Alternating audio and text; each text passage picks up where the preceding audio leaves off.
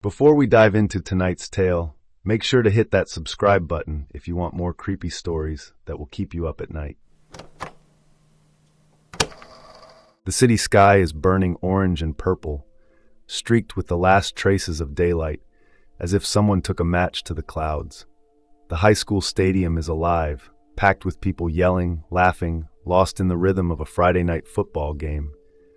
The kind of night that feels like it could go on forever. Cole Mitchell sits alone on the bleachers, the cool plastic seat creaking under his weight. He's barely touched his bottle of water, but his throat still feels dry. He isn't here for the game. Hasn't been for a long time. His eyes stay locked on the cheer squad, on her. Lena, his 17-year-old daughter. She moves in sync with the rest of the squad, her ponytail whipping as she chants along with the crowd, smiling like she's a part of something, like she belongs. She's got her mother's sharp features, high cheekbones, piercing eyes, the kind of presence that commands attention. But her stubbornness? That's all him, and she hates that. Lena never looks in his direction. Not once. The distance between them isn't just physical. It's in every sharp glance she avoids, every tight-lipped silence, every second she pretends he's not even there. Their relationship is a mess. Cole's years of absence made sure of that. He left. Not because he wanted to, but because a firefighter's life isn't one that fits neatly into family schedules. He missed too much. Birthdays, school events, the little things that mattered to her. And by the time he got his act together, she'd already built a life without him in it. Now he's back, trying, showing up to these games, hoping it means something, hoping she'll see him. But he's not her mother. Christine never missed a game. She was the dependable one, the one Lena always knew would be there. And now?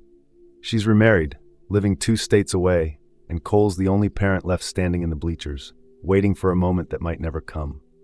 Then, every phone in the stadium lights up at once. A mechanical, jarring tone cuts through the cheers, the marching band, the announcer's voice booming over the speakers. The emergency alert system hijacks the jumbotron, splashing harsh red text across the screen. Emergency alert. Remain indoors. Avoid the infected. This is not a drill. For a second, everything is frozen. Then, confusion. People pull out their phones, frowning, murmuring. Someone laughs, calling it a prank. Another person shouts something about a hacker messing with the system. The game keeps going. Then a scream. Cole's head snaps toward the field just as the quarterback drops mid-play. His body seizes, fingers clawing at the turf. The referee rushes over, kneeling beside him. The kid goes unnaturally still, his limbs stiff, his back arched just slightly. And then he moves. His head jerks up, too fast, too sharp. His eyes black. Swollen veins snake under his skin, pulsing, spreading like ink in water. Then he lunges. His teeth sink into the referee's throat with a wet, tearing crunch. Blood sprays across the artificial turf in an arc of deep red. The ref makes a choking sound, hands grasping at the boy's jersey, but it's already too late. The stadium erupts. People scream, shove, try to run in every direction at once. The band drops their instruments, the brass and percussion clattering as they scatter. Cheerleaders are frozen in place, their pom-poms shaking in their hands. Cole doesn't hesitate. He moves, pushing through the stampede of bodies. His training kicks in, years of rushing into burning buildings, of making split-second decisions. His mind narrows to a single thought. Lena. Find Lena. He spots her on the sidelines, rooted in place, her face pale under the harsh stadium lights. She's staring at the field, at the chaos swallowing everything. Too long, she's not moving. He grips her arm, his fingers closing around her wrist. Lena. His voice is sharp, urgent. We need to go now. She recoils like he just burned her, twisting her arm free. I don't need your help, she shouts. Even now, she fights him. But there's something else in her voice, something small, something afraid. Cole doesn't get the chance to argue. One of the players, helmet askew, blood smeared down his face, charges toward her. Cole moves before he can think. He throws his weight forward, tackling the infected player into the ground. The boy thrashes underneath him, fingers clawing, teeth snapping, his breath rank with blood. Cole's eyes dart around, searching for something, anything to use as a weapon. His hand closes around a discarded megaphone. He grips the handle tight, raises it high, and slams it down. The first hit cracks bone. The second caves it in. The boy's body spasms once, then goes limp. The megaphone rolls from Cole's hands. smeared with red. He pushes himself up, chest heaving, breath sharp. His hands shake, not from fear, from the weight of what just happened. Lena stares at him, her breath coming in fast, uneven gasps. He's never seen that look on her face before. Not anger, not defiance, fear. But not of the monsters, of him. Cole swallows hard, standing. The sounds around them are blending together, the screams, the running, the distant sound of sirens. He meets her eyes. Come on. His voice is steady even. We don't have time for this. Lena doesn't argue this time. She grabs his outstretched hand. As they push through the fleeing crowd, the distant wail of sirens grows louder. Somewhere in town, the hospital is already overflowing, but it's not saving people anymore. The hospital is a war zone. The air stinks of antiseptic, blood, and something rotting. Dr. Mara Reyes, a CDC epidemiologist, presses her back against the locked lab door, her breath sharp and uneven. The metal handle rattles violently as something slams into it from the other side.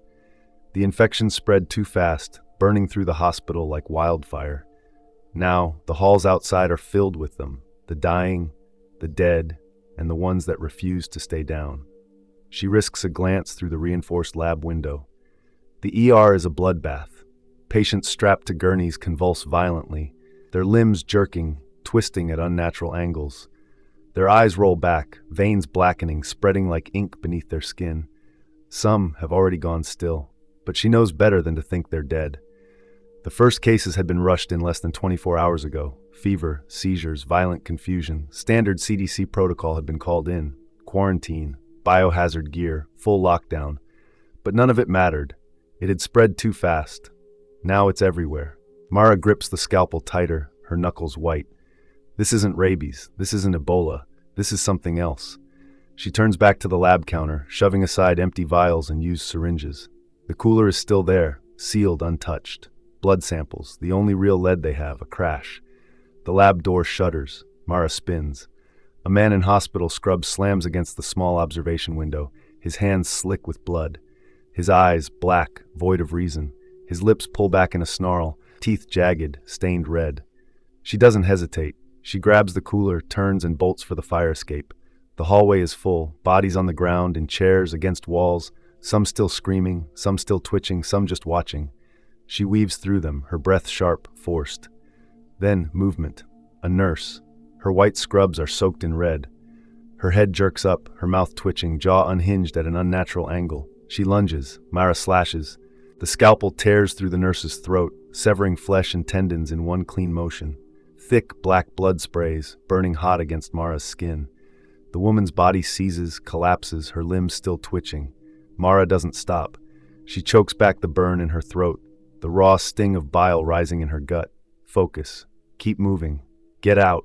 Her grip tightens around the cooler. She keeps running. Somewhere miles away, the world is already falling apart. The highway is a graveyard. Cole Mitchell never wanted to be a father. Not like this. Not racing down an open road with his daughter in the passenger seat, not with the world burning behind them. He grips the wheel, his knuckles white, as his pickup speeds past burning cars, overturned semis, and wreckage littered with bodies. Some are still moving. The radio hisses with static, broken only by the occasional frantic transmission. Martial law declared in all major cities. Do not approach the infected. Mass evacuations failing. Cole kills the volume. Lena sits rigid in the passenger seat, staring out the window. She hasn't spoken since they left town. Cole glances at her. He wants to say something, anything, but what the hell is there to say? She already barely spoke to him before all this. Now the world is ending, and that silence feels permanent. Ahead, a military roadblock, concrete barriers, Humvees, soldiers in hazmat suits with rifles raised. Cole slows the truck. His gut tells him this isn't right. The posture of the soldiers, the way they stand, weapons already aimed. Before he can react, the passenger door is ripped open. Lena screams. A man in a sheriff's deputy uniform, Wyatt, lunges in, grabbing her arm. They're torching the whole county at dawn. Wyatt's voice is raw, frantic. They're not saving anyone.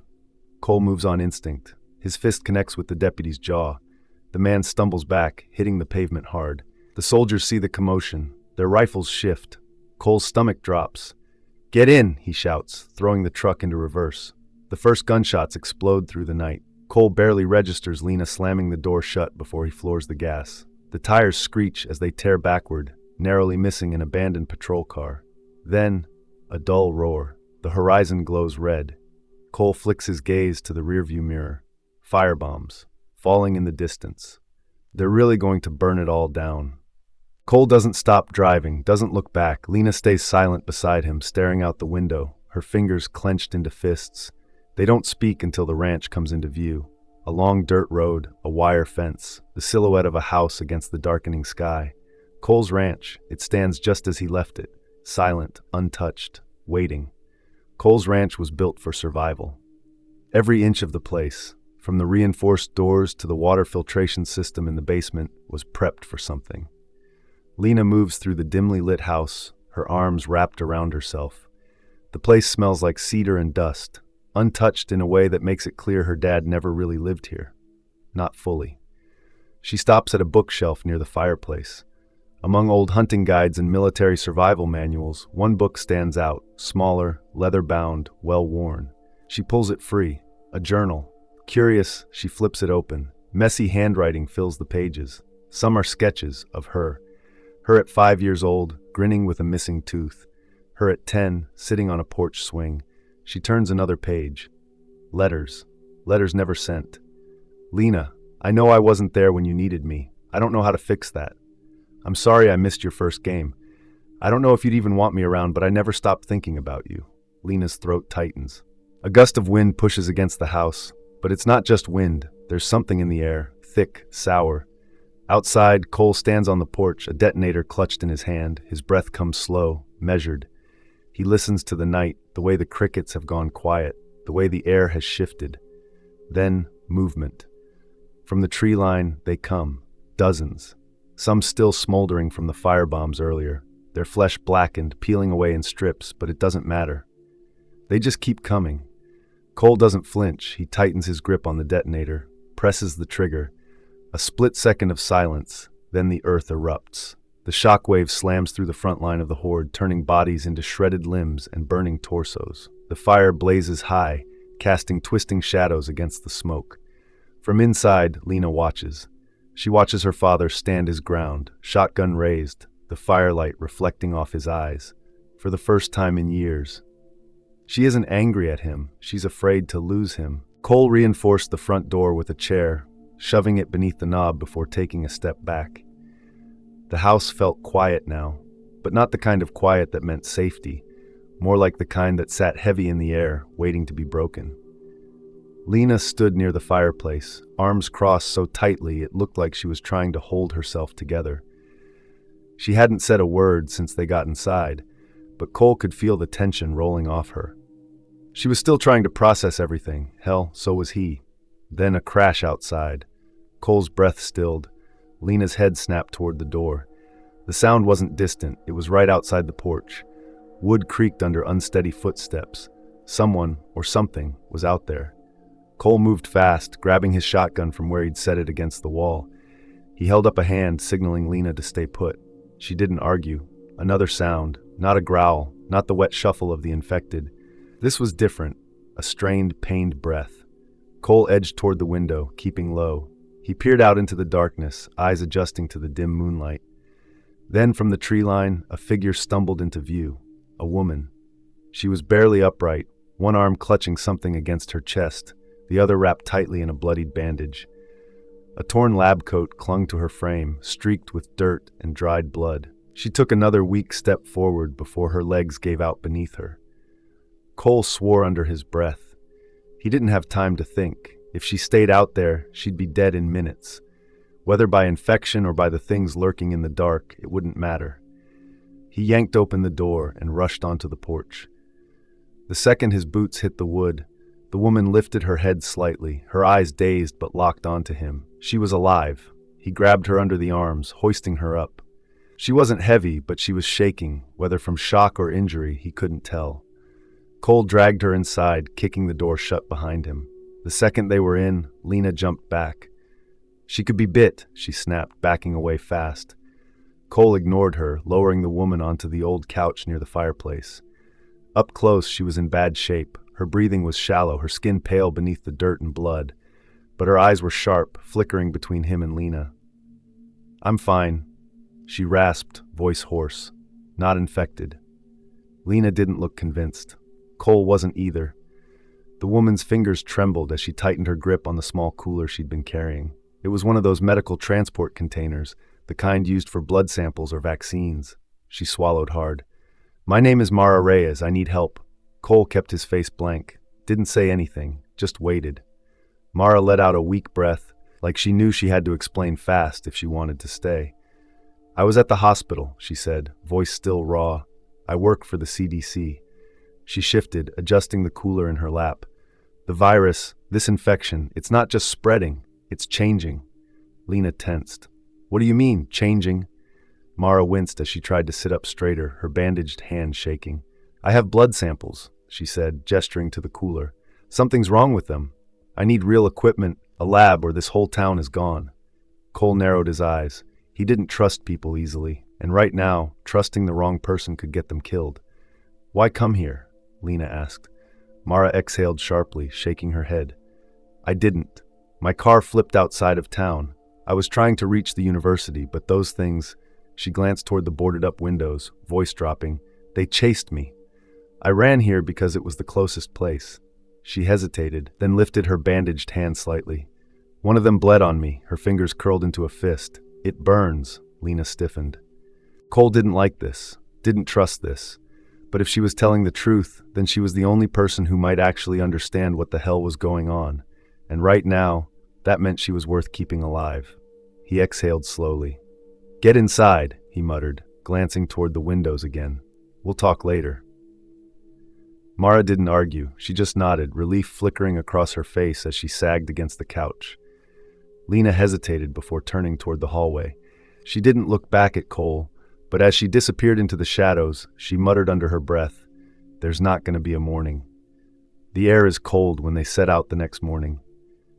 Cole grips the wheel tighter, eyes flicking between the road ahead and the rearview mirror. Lena sits in the passenger seat, arms wrapped around herself, her gaze distant. She hasn't spoken much since last night, since Mara, since the truth about the infection started sinking in. Mara sits in the back, the small cooler still clutched in her lap like it holds the last hope for the world. Maybe it does. The plan, if it could even be called that, was to head for the university. Mara insisted. "If I can get to a lab, I might find a way to slow it down," she said before they left. "We don't know how much time we have." Cole didn't argue, but he didn't agree either. He wasn't convinced this could be fixed. Right now, all that mattered was keeping Lena alive. They don't make it far. The roads are a graveyard. Abandoned cars block every major street, their windows smeared with blood. Some vehicles are still smoldering, the fires slowly dying in the cold morning air. And then there are the infected, wandering aimlessly at first, but the moment the truck engine rumbles too close, they snap their heads up. Hungry, alert. Cole doesn't stop, doesn't slow down. He takes the back roads, weaving through empty fields and side streets, pushing as far as he can. But fuel is running low. Then they see it, a church. It sits on the edge of town, its wooden doors propped open as if waiting. Inside, a faint glow flickers, candlelight. Survivors. Cole pulls the truck up near the side entrance, out of sight from the main road. He doesn't like this. Churches aren't fortresses. They aren't built to keep things out. But Mara's already moving. "We need supplies," she says, "and information." Cole doesn't argue, but his hand never leaves his gun. The air inside the church is heavy with wax and dust. The pews have been rearranged into makeshift sleeping areas, blankets and bags scattered around. A handful of survivors are huddled near the altar. A woman with a worn face and tired eyes, a teacher. A man sitting on the edge of a pew, his fingers drumming against his knee, a mechanic. And near the back, staring at nothing, a small, silent boy. Cole surveys the room quickly. 6, maybe 7 people total. None of them look armed. The mechanic steps forward first. Reese. He's lean, probably mid-40s, with grease stains still clinging to his torn shirt. His sleeves are rolled up to his elbows, and his right arm is wrapped in a dirty cloth. "You're welcome to stay," Reese says, voice tight, "as long as you don't bring trouble." Cole doesn't answer. He's too busy watching the way Reese's hands shake. Mara notices too. She steps forward, her expression shifting from wary to clinical. "You're sweating." Reese stiffens. It's hot. Mara reaches for his arm. He tries to pull back, but she's faster. She yanks the sleeve down, and there it is. Bite marks, deep, fresh. The room changes. The teacher gasps, stepping away. The silent child doesn't move, but his small hands curl into fists. Mara's breath hitches. She stumbles back, away from Reese. He's infected. Cole grips his shotgun. Reese's face darkens. He sways slightly. It's not what you think. Lena steps between them. We're not monsters. Cole's grip tightens. He wants to believe that. He wants to think there's still some part of the world where people don't turn on each other the second things get bad. But then the windows shatter. A deafening crash as stained glass explodes inward, raining down in glittering shards. Dark figures tumble through, their twisted bodies silhouetted against the rising sun. Rotters. The church erupts into chaos. Cole fires first, dropping the closest one before it can fully stand. The shotgun's boom echoes through the chapel, but there's no time to recover. The dead are already surging forward. Mara and Lena scramble toward the doors, shoving wooden pews against them, trying to block the entrance. It's not enough. The teacher screams as one of the rotters latches onto her, its teeth sinking deep into her shoulder. Reese convulses. His body jerks violently, his pupils dilating, his breath coming in ragged gasps. Then suddenly his mouth stretches wide, too wide, and a horrible guttural gasp escapes his lips. His skin darkens, his fingers twitch, and before Cole can react, Reese lunges. His teeth sink into the teacher's neck, tearing into her flesh. Cole doesn't hesitate. One shot, the mechanic collapses, but it's already too late. The church is lost. Cole barely has time to reload before the doors buckle under the weight of the infected. Wood splinters, pews collapse, and the once holy ground is overrun. "Move!" he barks, shoving Lena ahead. Mara is right behind them, clutching the cooler to her chest. The teacher is already gone, bleeding out on the floor, her body twitching as the infection takes. Reese isn't moving anymore, but it doesn't matter. There's no saving this place. They run. Bursting through the back entrance, they hit the streets, weaving between wrecked cars and bodies. The air is thick with smoke and rot. Somewhere in the distance, sirens still wail, automated alarms, long abandoned. They need a vehicle, fast. Lena spots it first. An ambulance sits half on the curb, its back doors open, the driver slumped over the wheel. The windshield is cracked, smeared with blood. But the keys, Mara yanks the door open, nearly gagging at the smell, and grabs the keys from the driver's belt. Cole shoves the body out, not caring where it lands. He guns the engine. The tires screech as they tear through the streets, smashing through debris. The siren flickers to life for half a second before Cole slams his fist against the console, cutting it off. No noise. Not now. They don't have a destination. Not at first. But then Mara grips the dash. The university, underground research facility. If I can get to the lab, I might be able to make something from the samples. Cole doesn't trust it, doesn't trust her. But right now, it's all they have. The university campus is a ghost town. Streetlights flicker, some still burning, others cracked and dark. Papers litter the ground. Discarded textbooks, abandoned backpacks, pages torn and scattered by the wind. The ambulance slows as they reach the science building. Cole kills the engine, listens, silence, no screams, no shuffling bodies. It doesn't mean they're alone. They move quickly, slipping through the shattered entrance. The lobby is trashed, desks overturned, chairs scattered, blood smearing the tile. Mara heads straight for the security station. The monitors flicker with static, but one still works. Cole leans over, watching as grainy footage plays back. A janitor, bleeding, staggering, stumbles through the hallway, clutching his hand. He glances over his shoulder, terrified, before he vanishes from the frame. Then, a shape lunges. The janitor goes down. The camera flickers, the beginning of everything. Cole exhales sharply. Too late to stop it now. Mara doesn't waste time. "Come on," she says, leading them through a stairwell marked restricted access. Below, the underground lab might be the last safe place left. The underground facility is still intact, mostly. Mara sweeps everything off a counter, pulling out vials and samples, her hands moving fast. "This might be the last clean setup left in the city," she mutters, already working. Cole doesn't pretend to understand any of it. He stands near the door, shotgun ready. Lena paces, her arms wrapped around herself. Mara isolates the blood sample. She starts synthesizing. Then, something changes. The security monitors flicker. Outside, they are gathering.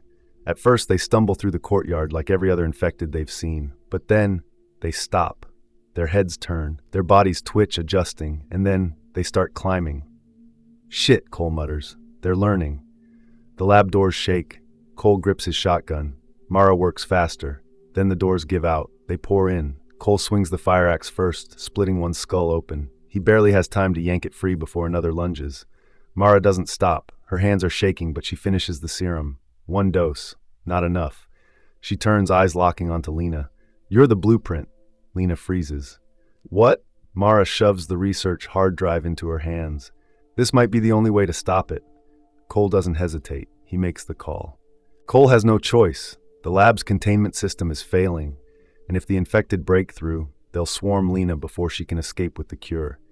The fire suppression override has to be triggered manually from inside to buy her time. If he doesn't stay behind, the research, the cure, and his daughter's only chance of survival will be lost. Cole grips the emergency switch. He knows what it means. He slams it down. CO2 floods the room. The infected stumble, gasping, their bodies struggling, but it won't last long. Cole grabs Lena, shoving her toward the exit. "Go!" The doors slam shut behind them. Mara's screams are muffled by the glass. She pounds against it, eyes wide, realizing too late. Lena spins, reaching for the door. "No!" Cole steps back, locks eyes with her. No time, no other way. The lab is already filling. Lena watches him disappear. Then, he's gone. Lena and Mara reach the radio station perched atop an old grain silo, its rusted exterior barely standing against the wind. The surrounding fields stretch endlessly, scorched black from firebombings. Burnt-out cars sit abandoned in the distance, their frames twisted and charred. Bodies, some human, some unrecognizable, litter the ground like scattered debris. The stench of rot clings to the air. They don't have much time. The infected are closing in fast. Mara shoves open the heavy station door, her breath ragged. Inside, the air is thick with dust and stale electricity. The room is cramped, cluttered with old equipment, radios, cables, forgotten coffee cups. The emergency generator hums faintly, flickering the overhead lights. Lena paces, gripping Cole's lighter so tightly her knuckles turn white. It's warm from being in her pocket, a small, useless comfort in a world that's gone to hell. The airwaves hiss with static. No voices, no rescue teams, just dead silence. Mara flicks switches, adjusting dials with shaky fingers. Her voice is steady, but her eyes betray something else, something she isn't saying. "If anyone's out there, this is Dr. Mara Reyes with the CDC. She exhales, pressing her lips together before continuing. "The infection has spread beyond containment. Do not seek government aid. Do not trust the military. A beat of silence. Survive." Lena steps closer, swallowing hard before leaning into the microphone. Her voice is raw, hoarse from exhaustion and smoke. "This is Lena Mitchell. If you're listening, don't wait for help. There's no cure coming." She tightens her grip on the lighter. "Fight, run, live." Then, a deep, thunderous whump whump whump shakes the silo's frame, rattling the old radio equipment. Lena stiffens. Mara's head snaps toward the window, her face paling. A military helicopter looms overhead, its dark silhouette cutting through the early morning haze. Dust and ash swirl from its downdraft, rattling the fragile walls of the station. For a split second, hope flickers in Lena's chest. Then she sees the gunner. The helicopter tilts slightly, and its mounted guns spin to life. Lena's stomach drops. "They're not here to save us."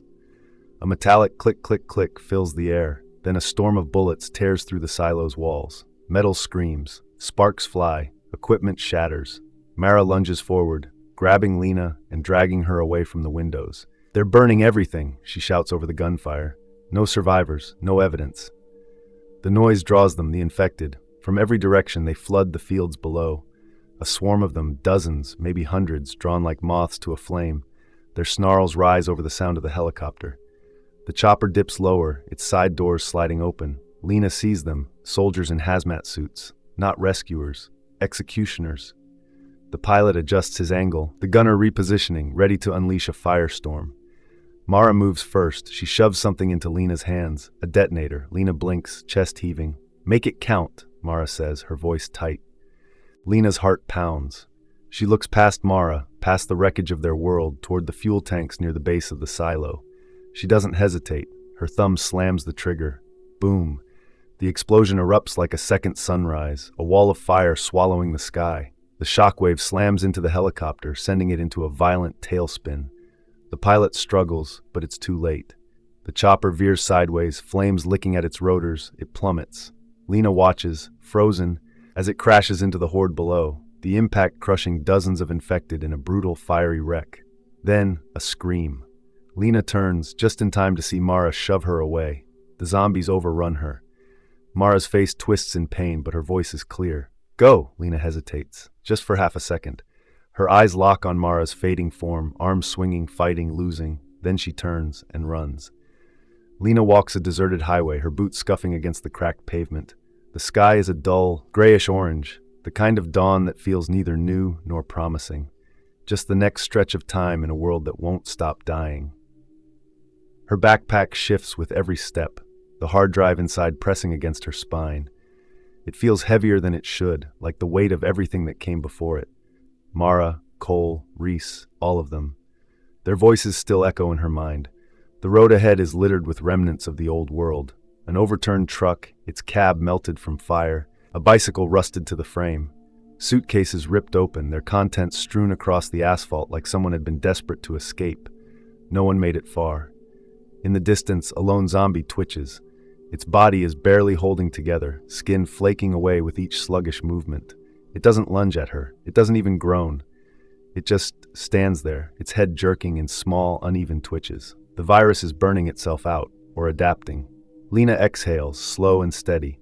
She clicks Cole's lighter, the familiar sound sharp in the empty air. The flame flares to life. With practiced hands, she pulls a bottle from her pack, an old beer bottle, half filled with scavenged gasoline. She stuffs a strip of cloth into the mouth, its edges already soaked. The flame meets fabric. A Molotov ignites. She watches the fire lick up the rag, glowing bright in the dim morning light. The glass warms in her grip, the heat spreading through her fingers. She doesn't run. She walks forward, into the glare, her shadow stretching long behind her. The emergency alert blasts through a nearby speaker, its automated voice crackling over dead air. "This is an emergency broadcast. All citizens are advised to." The voice cuts out. Lena doesn't look back. She keeps walking, and the fire follows. One day, she'll find the right people, a place where the hard drive matters. Maybe then, the world will have a chance. Thanks for watching. Don't forget to subscribe for more creepy stories. Stay safe, and see you in the next nightmare.